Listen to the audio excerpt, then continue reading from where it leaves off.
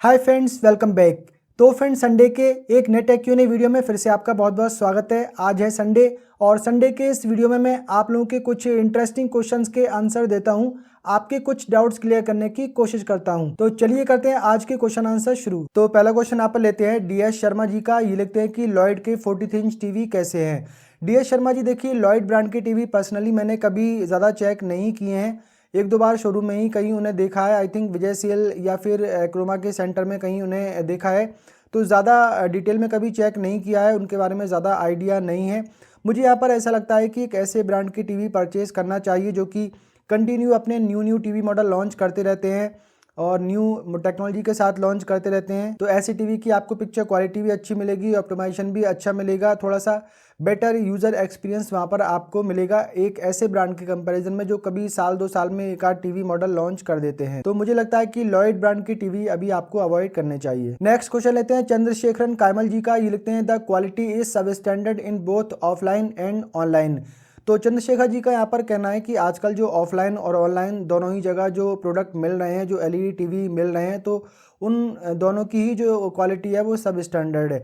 तो कहीं ना कहीं मैं आपकी इस बात से एग्री करूंगा कि कहीं ना कहीं क्वालिटी तो डाउन है जो ऑफलाइन में प्रोडक्ट मिलते हैं और जो ऑनलाइन में प्रोडक्ट मिलते हैं, दोनों की ही। लेकिन जो ऑनलाइन में सेल किए जा रहे हैं तो उनकी क्वालिटी थोड़ी सी ज़्यादा सब स्टैंडर्ड आप बोल सकते हैं, थोड़ी से ज़्यादा लोअर ग्रेड के वो मॉडल बोल सकते हैं। और एलईडी नहीं, बहुत सारे ऐसे प्रोडक्ट हैं जो कि सिर्फ ऑनलाइन मार्केट में ही सेल की जाते हैं और उनकी जो क्वालिटी है वो काफ़ी डाउन रहती है। जब तक कि कोई ऐसा ब्रांड ना हो जिसे अपना नाम कमाना हो, अपना नाम बनाना हो और प्रॉफिट भी उसको कमाना हो और क्वालिटी भी वो अच्छी दे। जैसे कि बोट के बारे में हम कह सकते हैं, तो बोट ने लगातार अपने जो प्रोडक्ट हैं उनमें काफ़ी इम्प्रूवमेंट किया है, काफ़ी अच्छी क्वालिटी के इनके प्रोडक्ट रहते हैं। तो प्राइस भी काफ़ी रीज़नेबल रहता है और क्वालिटी भी इनकी काफ़ी बढ़िया रहती है। तो ऐसे अगर ब्रांड हैं तो वो कहीं ना कहीं थोड़ा बेटर करते हैं।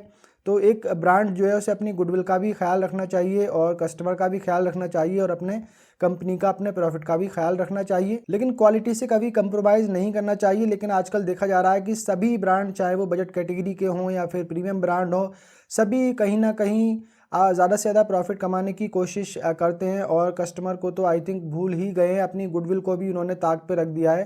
तो क्वालिटी तो सब स्टैंडर्ड है। आज से अगर देखेंगे तो जो 7-8 साल पहले जो प्रोडक्ट आया करते थे उनकी जो क्वालिटी होती थी वो आज आपको देखने को नहीं मिलेगी।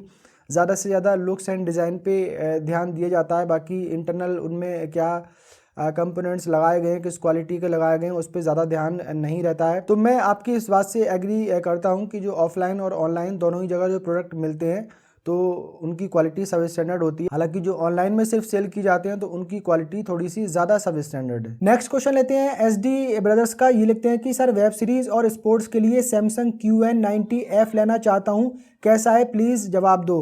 देखिए, सैमसंग QN90F काफ़ी बढ़िया टीवी है। डेफिनेटली वेब सीरीज़ देखने के लिए, मूवीज़ देखने के लिए, स्पोर्ट्स देखने के लिए आप ये टीवी परचेज़ कर सकते हैं, बिल्कुल भी रिग्रेट नहीं करेंगे।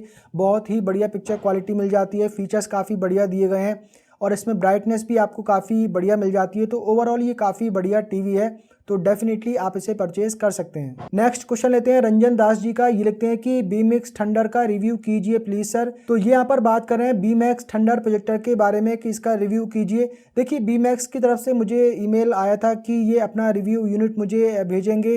1 महीने से ज़्यादा का टाइम हो गया है, अभी तक इन्होंने रिव्यू यूनिट नहीं भेजा है। तो मुझे लगता नहीं है कि अब ये भेजेंगे, तो मैं कोशिश करूंगा कि इसे परचेस करके इसका रिव्यू करूं। हालांकि मैंने शॉपेक्सो ब्रांड का HY260 प्रो का रिव्यू किया है, वो बहुत ही बढ़िया प्रोजेक्टर है। बीमैक्स थंडर जो प्रोजेक्टर है तो इसकी स्पेक्स और उसकी बिल्कुल सेम ही है, थोड़ा सा लुक्स एंड डिज़ाइन में आपको फ़र्क देखने को मिलेगा।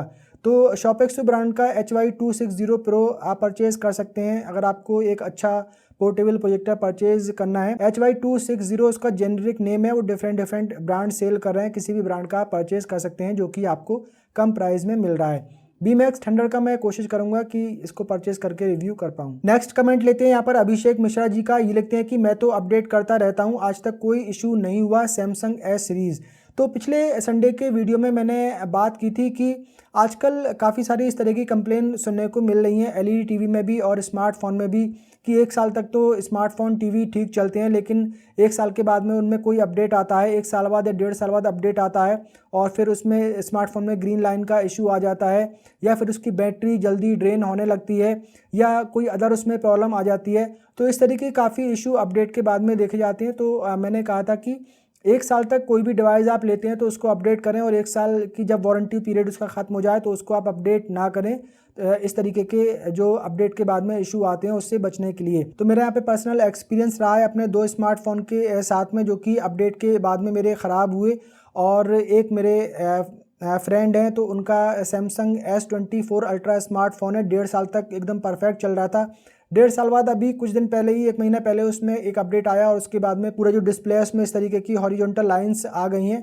तो अपडेट के बाद में इस तरीके के इशू देखे जाते हैं। अब इनका कहना है कि ये अपडेट करते रहते हैं, कोई इशू नहीं हुआ है। देखिए, हर एक डिवाइस में इशू नहीं होता है। अब मान लिया कि एक पर्टिकुलर मॉडल है, चाहे वो एलईडी टीवी का है या फिर स्मार्टफोन का है, उसके 10,000 यूनिट सेल किए गए हैं तो 10,000 यूनिट में वो प्रॉब्लम नहीं आएगी, कुछ एक को ख़राब किया जाएगा। अगर 10,000 के 10,000 ही ख़राब कर देंगे अपडेट के बाद में तो फिर बहुत ज़्यादा शोर उसका हो जाएगा। तो कुछ यूनिट ख़राब किए जाते हैं, हर एक यूनिट का एक सीरियल नंबर होता है, IMEI नंबर होता है, मैक एड्रेस होता है, तो उसको ट्रैक करके किसी भी पर्टिकुलर एक डिवाइस को ख़राब किया जा सकता है, सभी को ख़राब नहीं किया जाता है। अब जैसे कुछ दिन पहले की बात है, 1 साल पहले की बात है, कुछ दिन तो नहीं, पहले Mi Box S था, उसके बाद Mi Box 4K आया, तो दोनों में ही एंड्रॉयड 12 का अपडेट Xiaomi ने दे दिया। जिसने भी वो अपडेट किया सारे के सारे जो Mi Box थे वो ख़राब हो गए। अब पर्टिकुलर एक इशू उनमें नहीं आ रहा था, किसी में उसका 3.5 mm जैक दिया गया था वो ख़राब हो गया, किसी का HDMI पोर्ट ख़राब हो गया, किसी का कुछ ख़राब हुआ, किसी का ऑडियो ख़राब हो गया।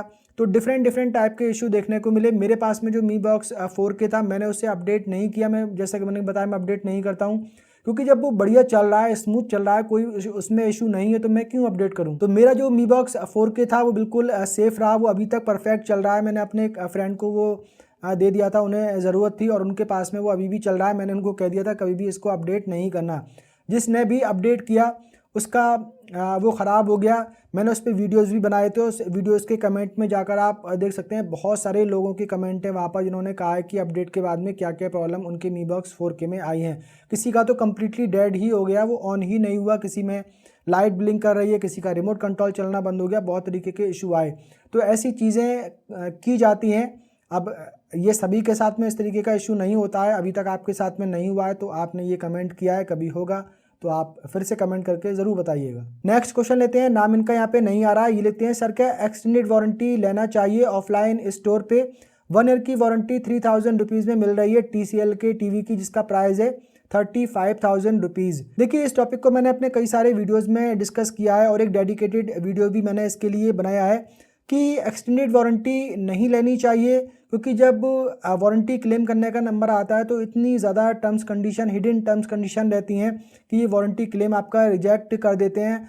कुछ भी आपके टीवी में प्रॉब्लम होगी तो आपकी ही गलती बता दी जाएगी, या कुछ नहीं होगा तो लाइटिंग का इशू बता दिया जाएगा कि हाई वोल्टेज आ गए होंगे, उसकी वजह से टीवी ख़राब हो गया, वो हम वारंटी में कवर नहीं करेंगे। कुछ भी XYZ रीज़न बता के वारंटी क्लेम कैंसिल कर देते हैं, रिजेक्ट कर देते हैं। कुछ केसेस में वारंटी क्लेम मिल जाता है, लेकिन मोस्टली केसेस में ये वारंटी क्लेम रिजेक्ट कर देते हैं। तो बेटर तो यही है कि वारंटी एक्सटेंड आप ना करवाएं, अपने 3,000 रुपीज़ सेव करके रखें, कभी आगे कोई प्रॉब्लम आए तो आप उस पैसे को उसमें यूज़ कर सकते हैं। आप लेना चाहते हैं तो ले सकते हैं, मैं उसमें मना नहीं कर रहा हूँ, लेकिन काफ़ी सारी कंप्लेन आती हैं एक्सटेंडेड वारंटी से रिलेटेड, तो इसलिए मैं आपको ये चीज़ बता रहा हूँ। नेक्स्ट क्वेश्चन लेते हैं हिंदुस्तानी 4159 का, ये लिखते हैं Toshiba, Vu, Hisense, iFalcon, TCL, Acer, Philips में 65 इंच में कौन सा टीवी लेना चाहिए? देखिए, 65 इंच में आप हाइसेंस U7N या U7Q, ये 2 टीवी मॉडल हैं, ये आप परचेज़ कर सकते हैं। आई थिंक इन दोनों की ही प्राइस 65 या 70,000 रुपीज़ के अप्रॉक्स में, अगर ये आपके बजट में आते हैं तो आप ये टीवी मॉडल परचेज़ कर सकते हैं। बहुत ही बढ़िया टीवी है, टीवी का बिल्ड क्वालिटी, लुक्स, डिज़ाइन काफ़ी बढ़िया है और में पिक्चर क्वालिटी भी काफ़ी बढ़िया मिल जाती है। तो U7N और U7Q आप परचेज़ कर सकते हैं। नेक्स्ट क्वेश्चन लेते हैं प्रताप बापोदरा जी का, ये लिखते हैं कि 15,000 रुपये से लेके 20,000 रुपये के अंडर में कोई बढ़िया सा प्रोजेक्टर बताइए, बहुत ज़्यादा कन्फ्यूज़न है, कौन सा प्रोजेक्टर परचेज करें। देखिए 20,000 रुपीज़ की प्राइस की रेंज में टॉपट्रो क्वाड्रा एक प्रोजेक्टर है, बहुत ही बढ़िया प्रोजेक्टर है, वो आप परचेज कर सकते हैं। 21,490 रुपीज़ आई थिंक उसका प्राइस है, लेकिन कुछ डिस्काउंट वगैरह लगा के आपको वो 20,000 रुपीज़ अप्रॉक्स में मिल जाएगा। अगर आपके 500-700 रुपये एक्स्ट्रा जाते हैं तो आप वो एक्स्ट्रा दे के ये प्रोजेक्टर परचेज कर लें। ब्राइटनेस काफ़ी बढ़िया दी गई है, 1080p नेटिव रेजोल्यूशन इसमें मिल जाता है और 4K का सपोर्ट यहाँ पर दिया गया है। लाइनेक्स ऑपरेटिंग सिस्टम दिया गया है और वाइड वाइन L1 का सर्टिफिकेशन भी दिया गया है, यानी कि जो नेटफ्लिक्स प्राइम वीडियो की ऐप है तो ये सर्टिफाइड ऐप यहाँ पर आपको मिल जाएंगी। इसमें आपको फुल HD और 4K में कंटेंट देख पाएंगे। कोई एक्स्ट्रा से आपको इस प्रोजेक्टर के साथ में एक डिवाइस लगाने की ज़रूरत नहीं पड़ेगी, लाइक फायर TV स्टिक या फिर 4K बॉक्स, उसके लिए आपको कोई एक्स्ट्रा पैसे खर्च नहीं करने हैं। रिमोट कंट्रोल भी इसका काफ़ी बढ़िया दिया गया है, जो फायर TV स्टिक के साथ में रिमोट कंट्रोल आता है सेम रिमोट कंट्रोल आपको मिल जाएगा और रिमोट कंट्रोल में ही नेटफ्लिक्स, यूट्यूब, प्राइम वीडियो की डेडिकेटेड कीज़ भी दी गई हैं। तो ओवरऑल जो है प्रोजेक्टर काफ़ी बढ़िया है, फुल्ली ऑटोमेटिक प्रोजेक्टर है, auto focus, auto keystone correction जैसे फीचर भी इसमें दिए गए हैं।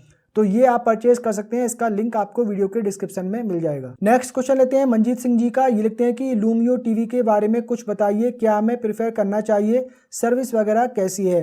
देखिए लूमियो ब्रांड के टीवी अभी तक मैंने पर्सनली चेक नहीं किए हैं, ज़्यादा टाइम इनको लॉन्च हुए अभी नहीं हुआ है, तो अभी ज़्यादा इनकी कितना ड्यूरेबल ये टीवी होंगे, सर्विस वगैरह कैसी होगी, ज़्यादा उसके बारे में इन्फॉर्मेशन अभी तो नहीं है।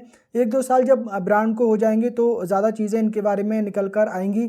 हालांकि काफ़ी सारे वीडियोस यूट्यूब पर अवेलेबल हैं लूमियो टीवी के बारे में, काफ़ी अच्छे रिव्यूज़ हैं, लेकिन पर्सनली मैंने अभी तक चेक नहीं किए हैं तो मैं ज़्यादा इसके बारे में नहीं बता पाऊँगा। लेकिन शाओमी और फ्लिपकार्ट के एक्स एम्प्लॉय वगैरह ने मिलकर ये ब्रांड लॉन्च किया है, तो उनको जो कस्टमर एक्सपीरियंस है वो आई थिंक काफ़ी ज़्यादा है, काफ़ी सारी इन्फॉर्मेशन उनके पास में है और उसके बाद में उन्होंने ये ब्रांड लॉन्च किया है, तो आई थिंक अच्छा ही होना चाहिए। अभी फ्यूचर में देखते हैं कि कैसी इनकी परफॉर्मेंस रहती है, कैसी सर्विस रहती है, वो आगे चल के ही पता लग पाएगा, अभी तो कह पाना मुश्किल है। अगला यहाँ पे क्वेश्चन लेते हैं समंजोय गोस्वामी जी का। ये लिखते हैं कि आपको ऑन का प्रोजेक्टर कहाँ से मिला, ये बहुत ही अच्छा प्रोजेक्टर है। Definitely Samanjoy ji, on AK6 basic projector जो मेरे पास है ये बहुत ही बढ़िया प्रोजेक्टर है।